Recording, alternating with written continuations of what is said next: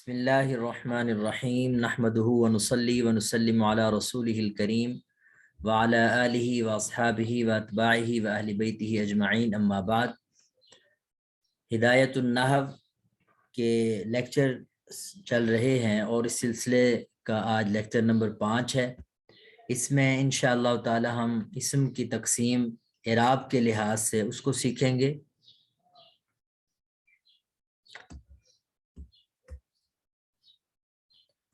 جی، یعنی اعراب کے لحاظ سے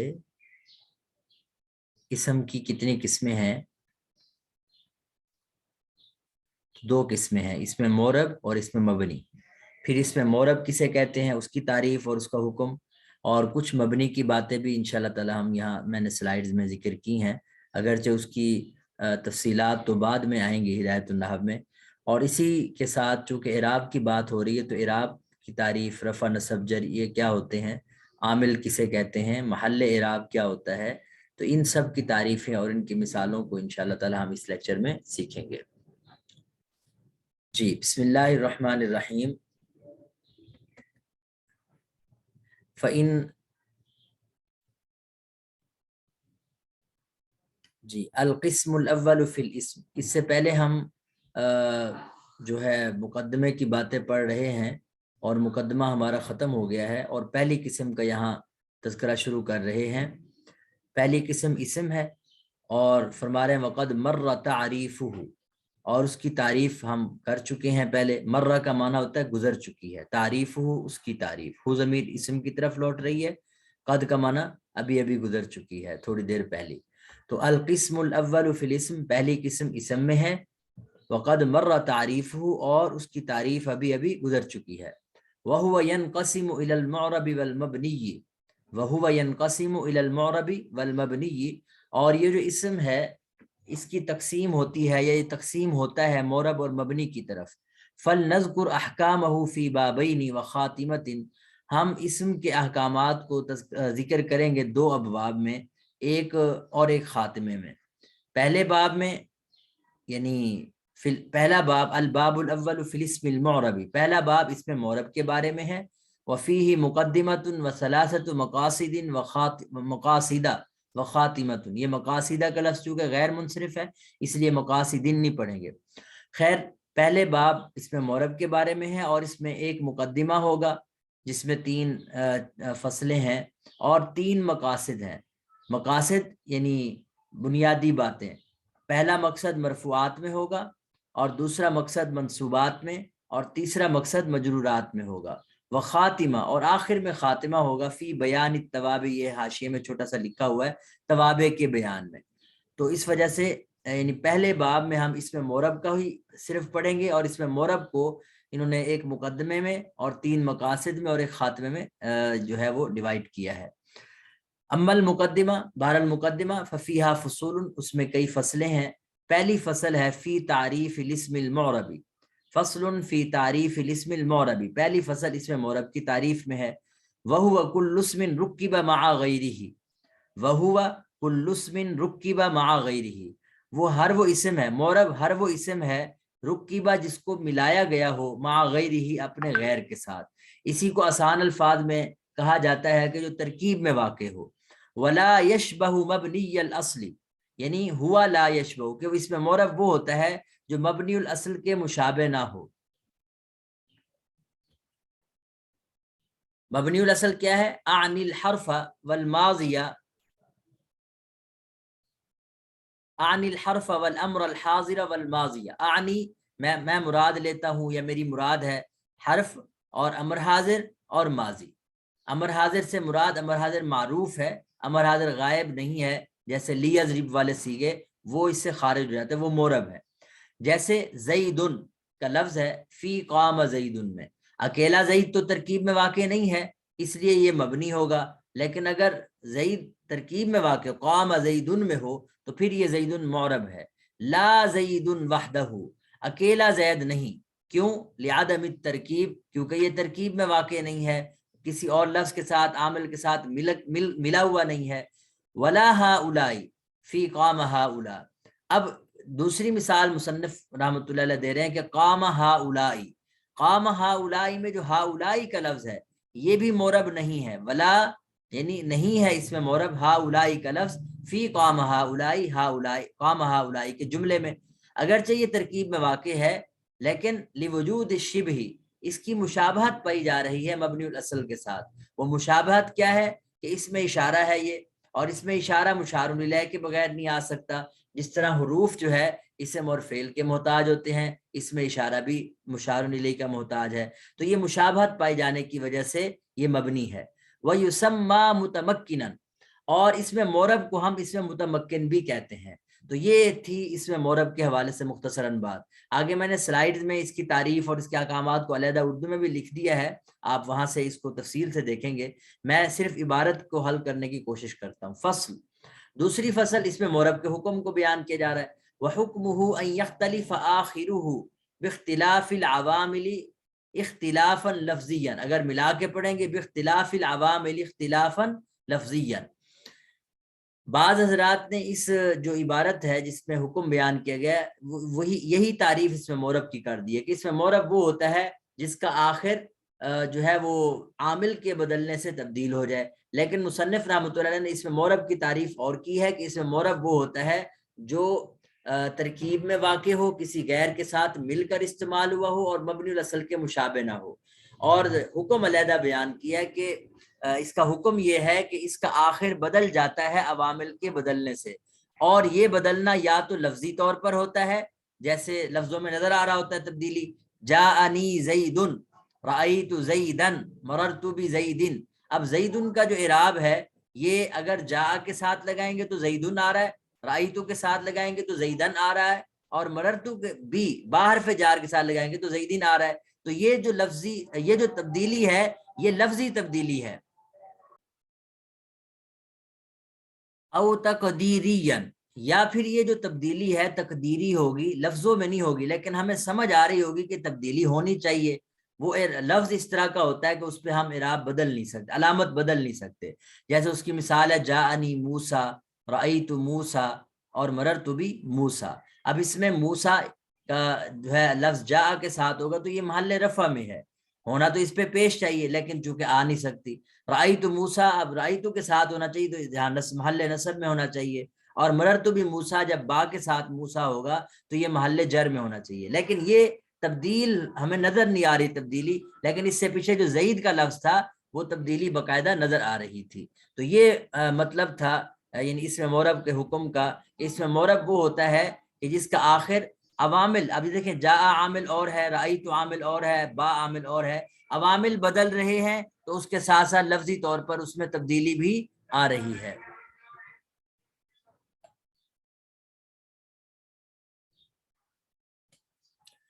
جی اب یہ میں نے 2 سلائیڈ دی ہیں جس میں مورب اور مبنی کی باقاعدہ تعریفیں کی ہوئی ہیں، اور مبنی کے حوالے سے بھی میں نے وہ باتیں لکھ دی ہیں کہ مبنی اصل کیا ہوتے ہیں، اور اس کے ساتھ اگلی سلائیڈ میں مبنی غیر اصل کی تعریف اور ان کی مشابہت یہ کس طرح ہو سکتی ہے اور ترکیب میں واقع، یہ آپ پڑھ لیں گے، کوئی چیز نہیں سمجھ آتی انشاءاللہ لائیو سیشن میں کریں گے۔ والاعراب ما به يختلف آخر المعرب كالضمة والفتحة والکسرة۔ اب یہاں سے اعراب کی تعریف بیان کر رہے ہیں کہ والاعراب، اعراب کیا ہوتا ہے؟ ما، وہ حرف یا حرکت ہوتی ہے، وہ حرف یا حرکت ہوتی ہے، یہ یاد رکھ لیں، ما سے مراد مفہوم کیا ہے؟ حرف یا حرکت، جس کے ذریعے بھی، جس کے ذریعے یختلف آخر المعرب، بدلتا ہے معرب کا آخر، جیسے ضمہ ہے، فتحہ ہے، کسرہ ہے۔ کبھی آپ دیکھیں گے کہ اس میں معرب کے آخر پہ ضمہ آ رہا ہے، کبھی فتحہ آ رہا ہے، کبھی زبر، کبھی زیر۔ والواو والالف والیاء، اور چونکہ یہ بھی رفع نصب جر کی علامتوں میں سے ہیں تو کبھی واو نظر آ رہی ہوگی علامت، کبھی الف، کبھی یا، تو یہ جو واو الف یا ضمہ فتح کسرہ، اس کو ہم اعراب کہتے ہیں، یعنی یہ اعراب کی صورتیں ہیں، مختلف اعراب کی حالتیں ہیں، بلکہ اعراب کی علامتیں کہیں یہ۔ وَإِعْرَابُ الْإِسْمِ عَلَى 3 أَنْوَاع، اور اسم کے اعراب 3 اقسام پر ہے، رفع و نصب و جر، رفع اور نصب اور جر۔ والعامل، یہ یعنی فعل کے اعراب میں جزم شامل ہے اور اسم کے اعراب میں جر شامل ہے، اور فعل کے اعراب میں جر نہیں ہوتی، فعل پہ کبھی بھی کسرہ نہیں آ سکتا، جر نہیں آ سکتی، کسرہ تو آ سکتا ہے لیکن یعنی محل جر میں نہیں ہو سکتا. والعامل ما يحصل به رفع ونصب وجر، اور عامل کیا ہوگا؟ جس کے ذریعے رفع اور نصب اور جر حاصل ہوتا ہے. کہ اگر کوئی عامل رفع دینے والا ہے تو اس کو اس میں مورب کو محل رفع میں کر دے گا، اور اگر وہ نصب دینے والا ہے محل نصب میں کر دے گا، اور اگر کوئی عامل ایسا ہے جیسے ہر حروف جارہ ہے تو وہ جر میں کر دے گا. اور آج محل اعراب کی بات کریں تو محل الاعراب من الاسم، اسم کے محل اعراب کا مطلب ہے هو الحرف الاخیر، وہ آخری حرف. جیسے سب کی مثال یہ دیکھیں، مثال ہے نحو قام زید، جیسے قام زید، بس اس میں قام عامل ہے، فقام عامل، بس قام کا لفظ عامل ہے، وزید معرب، اور زید کا لفظ معرب ہے، والضمۃ، معرب کیوں ہے؟ ترکیب میں بھی واقع ہے اور مبنی الاصل کے مشابہ بھی نہیں ہے. والضمۃ اعراب، اور زید پہ جو اعراب ہے یہ ضمہ ہے. والدال، یہ جو زید کی دال ہے، محل الاعراب، یہ اعراب کا محل ہے، اس پہ وہ اعراب کی علامتیں بدلتی رہتی ہیں. تو یہ سب کی مثال ہے. وَعْلَمْ أَنَّهُ لَا يُعْرَبُ فِي كَلَامِ الْعَرَبِ إِلَّا الْإِسْمَ الْمُتَمَكِّنَ، کہتے ہیں جی آپ جان لیں کہ نہیں مورب ہو سکتا کلام عرب میں کوئی بھی مگر اس میں متمکن، یعنی اس میں مورب کو ہم اس میں متمکن بھی کہہ دیتے ہیں. والفعل المضارع، اور فعل مضارع. وَسَيَجِيءُ حُکْمُ، اور فعل مضارع کا حکم فی القسم الثانی انشاءاللہ تعالی دوسری قسم فعل کی بحث میں آئے گا. تو فعل مضارع کے صرف دو صیغے ہیں جو مبنی ہوتے ہیں، باقی سارے مورب ہوتے ہیں. لیکن ہم چونکہ یہاں اسم کی بحث کر رہے ہیں اس وجہ سے یہاں اسم کے حوالے سے ہی باتیں ہوں گی. تو یہاں تک آج ہم نے سبق پڑھنا تھا، لیکن اس کے ساتھ ساتھ میں ایک بات اور اضافہ کر دوں کہ یہ جو نحو قام زید، نحو کی ترکیب کا میں تھوڑا سا وہ کر دوں کہ اس طرح کے الفاظ جو ہوتے ہیں،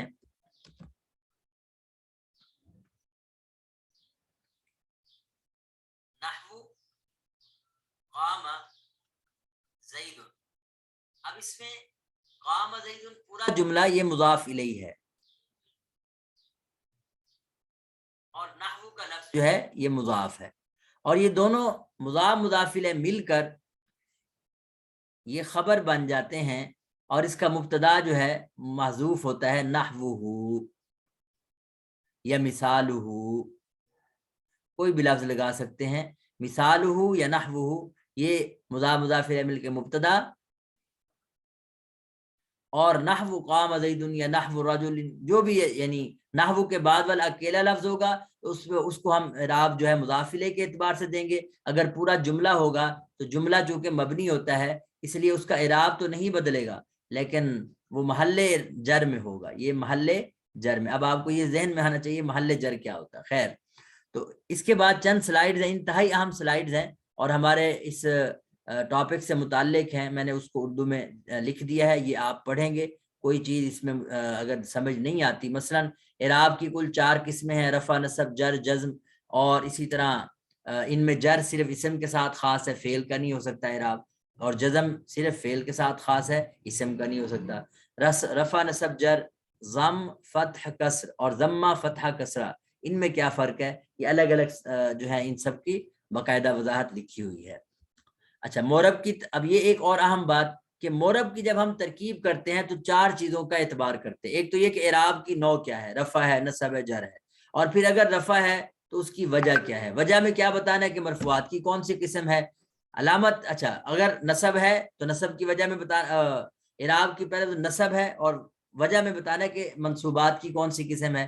اگر جر ہے تو مجرورات کی کون سی 2 قسموں میں سے ایک قسم ہے. اچھا، تیسری چیز ہم نے بتانی ہوتی ہے علامت اعراب.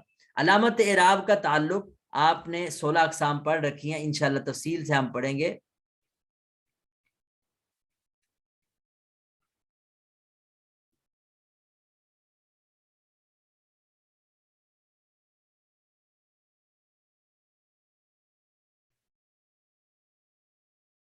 جی، علامت اعراب کا تعلق اسم متمکن کی 16 اقسام کے ساتھ ہے. اچھا، علامت مثلا پیش ہے یا الف ہے یا واو ہے، کون سی علامت ہے؟ اچھا، جو بھی علامت ہوگی تو اس کی وجہ بتانی ہے. وجہ پہ مثال کے طور پر یہ مفرد منصرف صحیح ہے یا کیا ہے، یہ چیزیں سب کی مثال دیکھیں. جاء زید میں زید اس میں مورب ہے، اس پر اعراب رفع ہے، یعنی مرفوعات کی ایک قسم ہے، یہ تو سمجھ میں آ گئی. رفع کی وجہ کیا ہے کہ یہ فاعل بن رہا ہے. رفع کی علامت کیا ہے؟ ضمہ ہے. اس علامت کی وجہ کیا ہے کہ یہ مفرد منصرف صحیح ہے. تو مفرد منصرف صحیح کیا ہے اس کے بارے میں انشاءاللہ اگلے لیکچر میں بات کریں گے انشاءاللہ تعالی۔ اچھا، اسی طرح جب مبنی کی مشابہ مبنی الاصل کی ہم جب بات کرتے ہیں کہ مشابہ مبنی الاصل کی ترکیب کیسے کریں، تو اس میں دو چیزیں ہی بتانی ہے کہ اعراب کا محل کیا ہے، یعنی حالت رفع میں ہے، حالت نصب میں ہے یا حالت جر میں، اور دوسری چیز وہ کس پر مبنی ہے، یعنی کوئی کون سی علامت پر مبنی ہے، کون سی حرکت پر مبنی ہے۔ جیسے جاء ہؤلاء میں ہؤلاء محلاً مرفوع ہے کیونکہ فاعل ہے، فاعل جو ہے مرفوع ہوتا ہے، اور مبنی بر کسرہ ہے، یعنی کسرہ کے اوپر مبنی ہے۔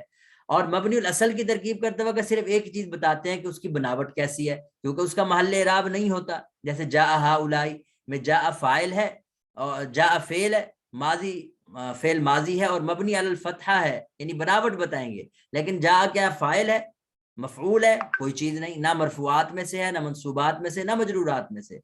اور محل اعراب یعنی رفع میں ہونے اور نہ ہونے کا مطلب، ویسے تو میں نے اس کی خلاصہ لکھا کہ محل اعراب میں ہونے اور نہ ہونے کا مطلب کیا ہوتا ہے، تو وضاحت صرف رفع کے ساتھ کی ہے کہ کسی اسم کے محل رفع میں ہونے کا مطلب یہ ہے کہ وہ مرفوع ہے اور مرفوعات کی کسی ایک قسم میں داخل ہے۔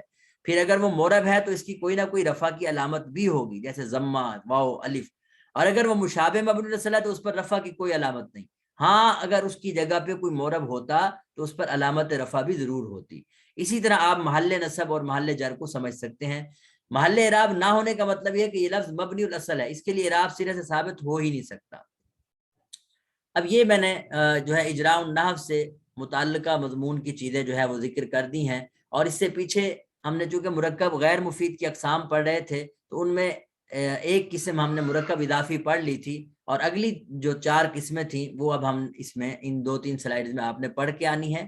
مرکب یعنی جس میں مرکب عددی ہے، مرکب بنائی جسے ہم کہتے ہیں، مرکب منع صرف یا مرکب مسجع، اور اسی طرح مرکب صوتی اور مرکب توصیفی۔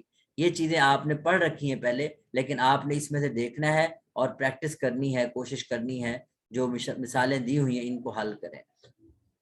اسی کے ساتھ آج کا سبق ہم ختم کرتے ہیں۔ سبحانک اللہم و بحمدک، اشہد ان لا الہ الا انت، استغفرک و اتوب الیک۔